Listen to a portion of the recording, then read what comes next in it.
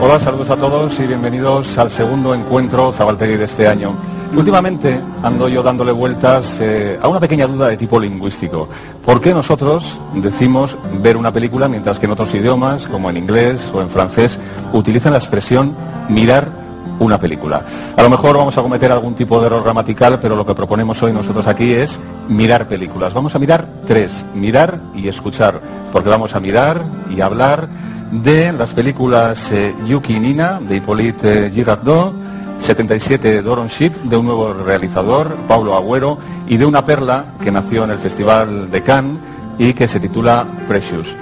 Los equipos de las películas hacen un gran esfuerzo muy a menudo para venir aquí, así que lo menos que podemos hacer es recibirlos con un fuerte aplauso.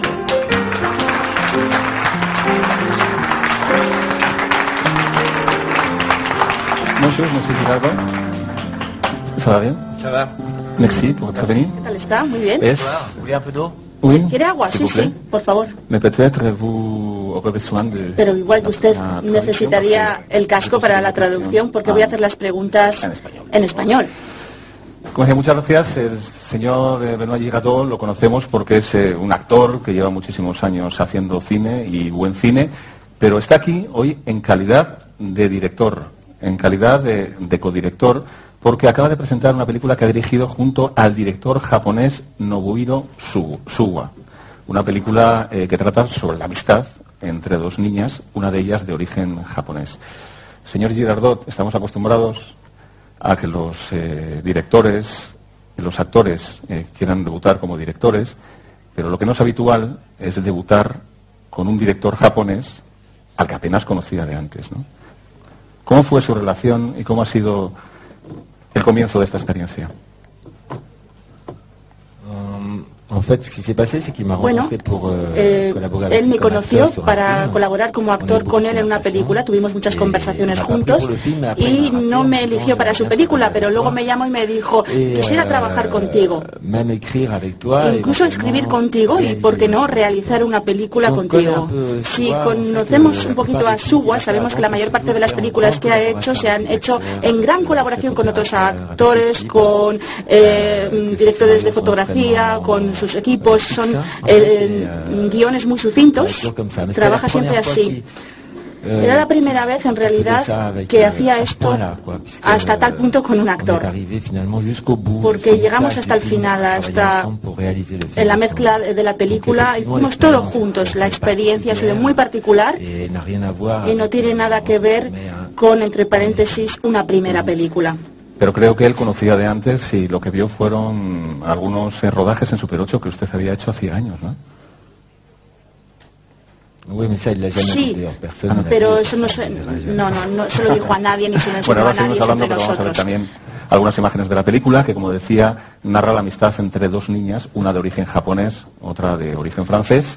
Está ambientada en Francia y los problemas empiezan cuando los padres de una de estas niñas se van a divorciar, un divorcio que supone también el divorcio de esta amistad. Vamos a verlo. Ils ont pris la petite malle. ¿Un rico? Ils ont pris la petite malle. Oh, tu dis comment alors, non? Mais enfin, tu pourrais être gentil avec eux. On rend service quand même. Non, enfin non. Je t'avais pas dit la grande dame ce matin? Non, tu m'as dit que l'autre... Comment tu m'as dit là, Maxime là? Tu m'as dit qu'il est passé prendre la malle, voilà. T'as pas lu mon texto? ¿Me voy el texto? Bueno, bueno, pues como decíamos, es una película sobre la infancia y a mí la primera pregunta, sobre todo al ver que es una coproducción, una co-creación entre una cultura japonesa y una cultura francesa, la primera pregunta que me viene a la cabeza es si había mucha diferencia de sensibilidad a la hora de abordar el tema de la infancia entre Suga y usted. En fait, quand on a parlé, Suga y moi en general, yo, incluso antes de pensar en realizar una película, empezamos a hablar de nuestra propia vida, de nuestra propia experiencia como padres.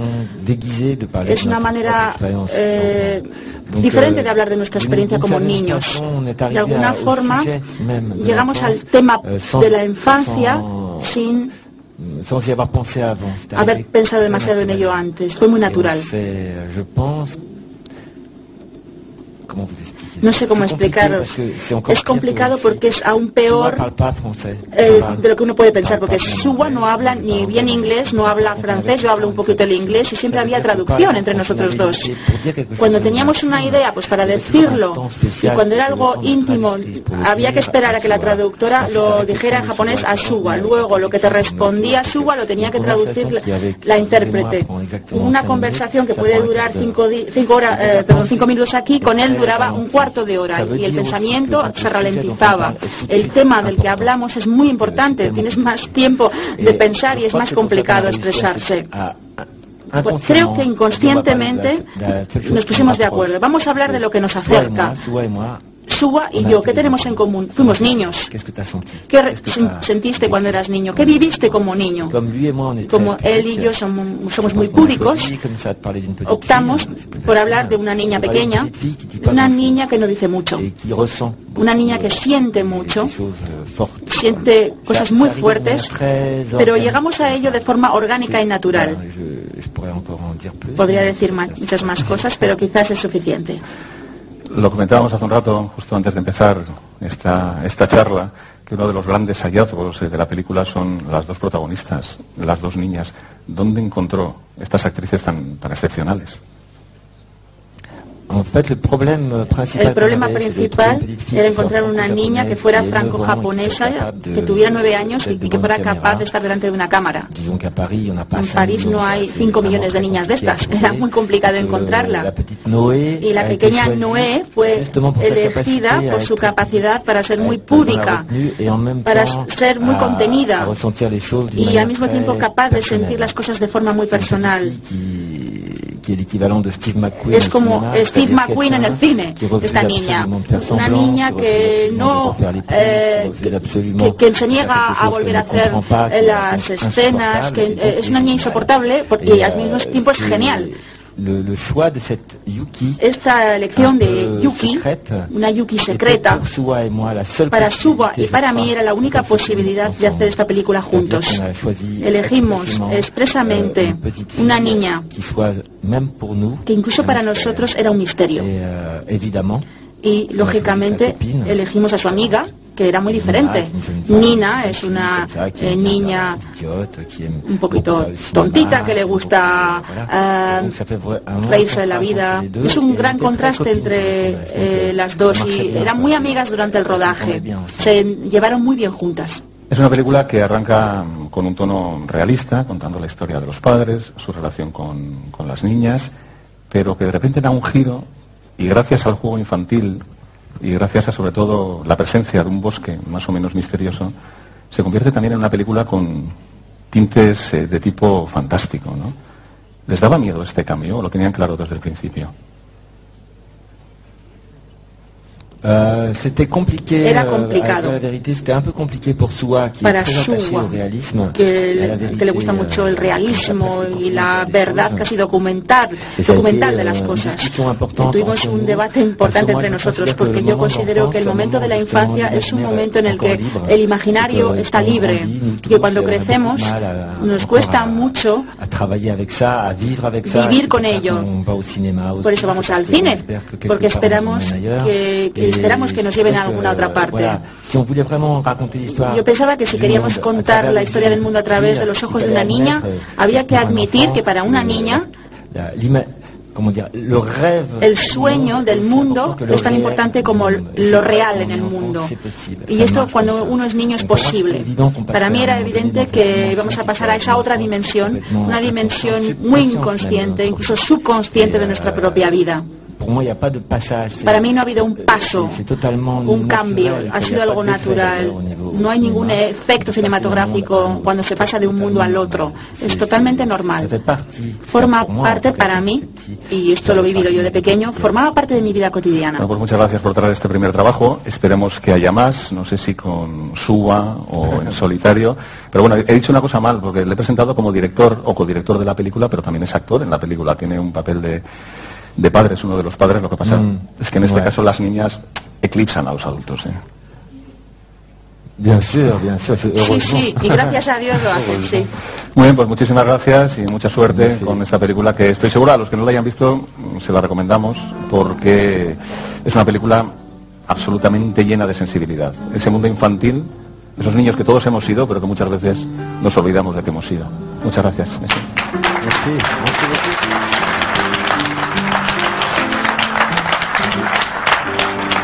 Y de un mundo de fantasía, pues pasamos a otro mundo también con bastante fantasía y con bastantes toques sonéricos. Es la película de un nuevo director, esta es su segundo largometraje, se titula 77 Doronship.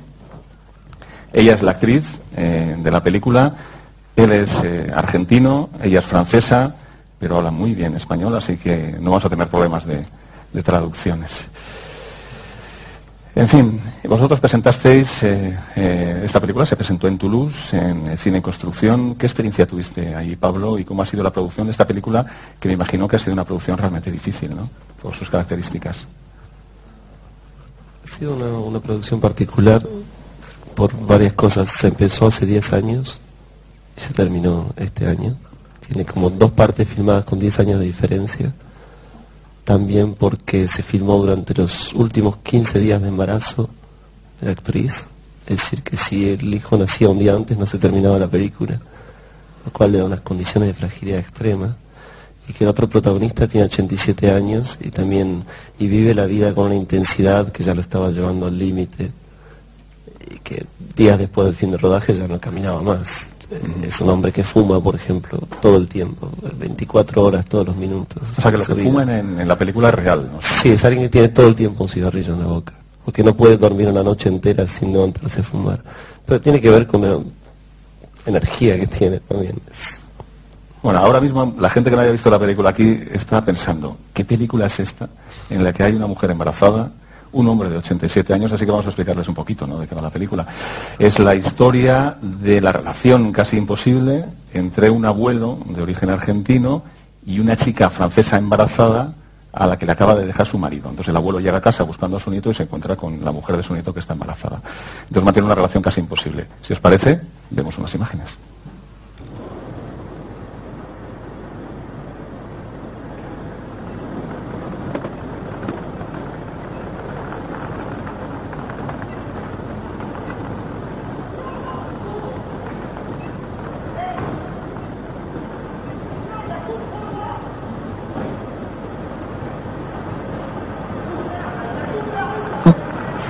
¿Quién viene? No, Ana, no soy yo. Es Francisco.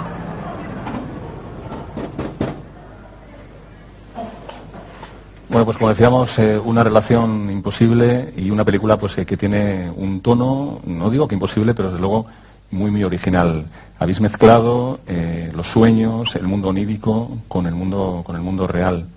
¿Cómo ha sido esto, Pablo? Sí, pues, no sé, vino naturalmente. Es un collage. No sé, es una película que se encontraron muchos elementos y se soldaron de pronto.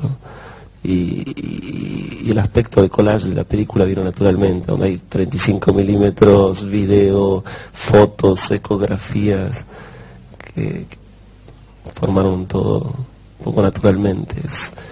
Es una película guiada por los accidentes y los pequeños milagros, y en lugar de tratar de alejar eso del rodaje como suele hacerse, que nada influya al rodaje, las circunstancias o los accidentes, aquí tratamos de hacer lo contrario, que todo lo accidental y lo espontáneo entre en la película para obtener una frescura que es muy rara en el cine, que siempre está encuadrado al servicio de algo muy escrito y pautado.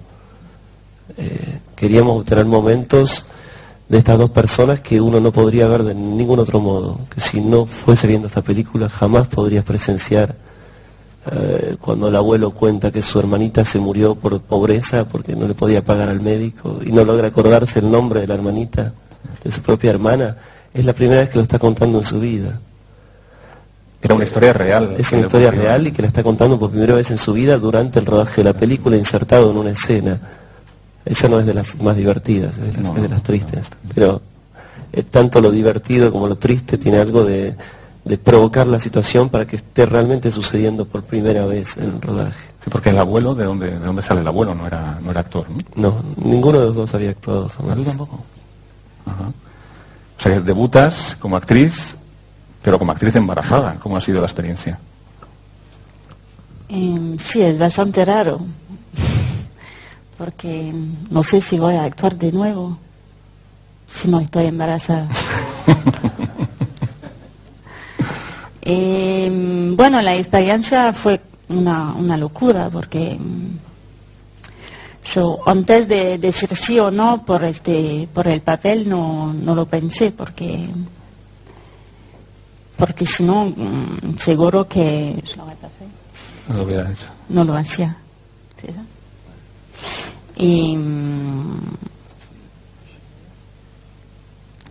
Y entonces durante el rodaje mi principal trabajo fue concentrarme por no parir antes.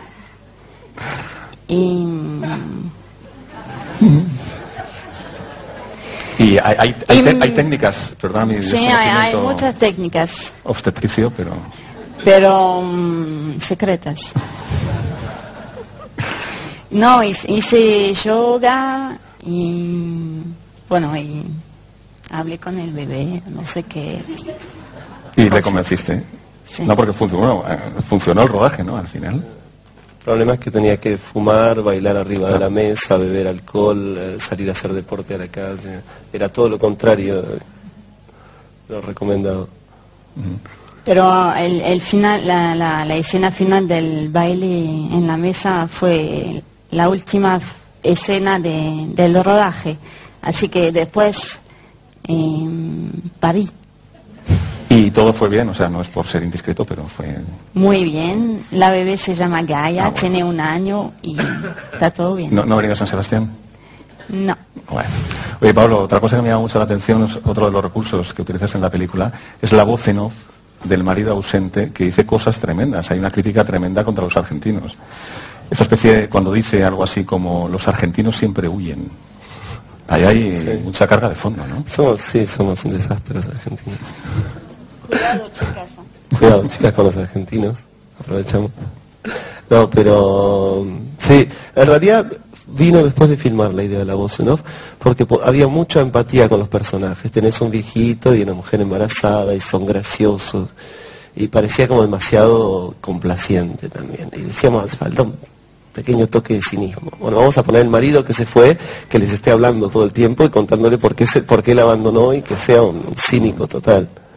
Y ahí jugamos con el típico argentino que se cree superior al resto del mundo y medio soñador y poeta. Yo te dejé porque somos generaciones de exiliados y de exilios superpuestos y venimos de todas las diásporas y bla, bla, bla, bla. Bueno, a Pablo le veis muy joven, es muy joven todavía, pero he leído una cosa que me llama muchísimo la atención, repasando tu currículum, y es que tu primera película la filmaste con 15 años. Era un cortometraje. Sí. Pero bueno, para ser un cortometraje también. Sí, es gracioso porque yo vivía en un lugar muy pobre y no tenía ni electricidad en mi casa, o sea que no tenía televisión y filmé una película. Eso es lo que con la distancia me marcó mi manera de abordar el cine también, que no es cine sobre el cine o referencias sobre el lenguaje, sino directamente la vivencia a tomar la máquina cámara para registrar lo que está sucediendo. Esa relación muy directa me vino de ahí, de poder haber hecho una película antes de tener no había ido nunca al cine, ¿no? Sí había ido cuando era chiquito, pero en otra ciudad. Había viajado una vez, pero no había cine y no tenía tele en mi casa. O sea que fue un acercamiento absolutamente natural y se nota en esta película. Pues muchísimas gracias a los dos por venir. Gracias. La próxima vez que vengas a San Sebastián, que estoy seguro de que seguirás haciendo cine, vienes con la niña, y así la conocemos, porque a uno le crea curiosidad, ¿no?, a uno después de ver la película. Y que todo vaya fenomenal con 77 Doronship. Muchas gracias.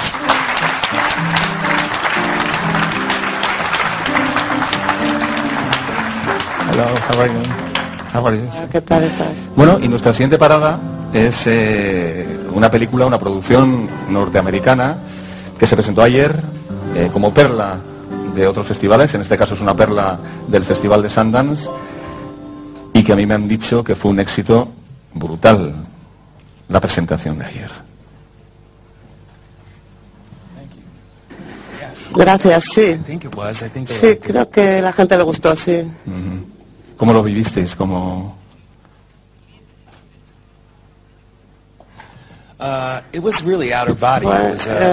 Casi como una experiencia de fuera de es corpórea. Es una película para afroamericanos, especialmente para afroamericanos que están en la pobreza. Y no piensas que la América blanca lo va a experimentar o sentir. Así que es como muy chocante que los americanos blancos encuentren tu experiencia interesante y luego la llevas a todo el mundo y ves la reacción y te das cuenta de que es una historia que es universal, que no es solamente para los afroamericanos, sino para el mundo entero. Y esto ha sido la epifanía que yo he tenido cuando mostré la película.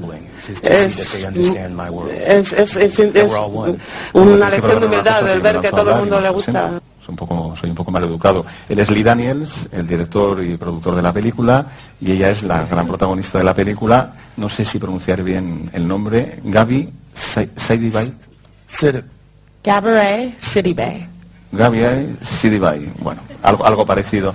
Y la película se titula Precious y es una preciosa película sobre un adolescente que vive en Harlem en los años 80, en un mundo muy duro, que sufre todo tipo de abusos y de maltratos, pero que a pesar de eso consigue salir adelante. Vamos a ver algunas imágenes de la peli. My name is Clarice Precious Jones. I want to be on the cover of a magazine. I wish I had a light-skinned boyfriend with real nice hair. But first I want to be in one of them BET videos.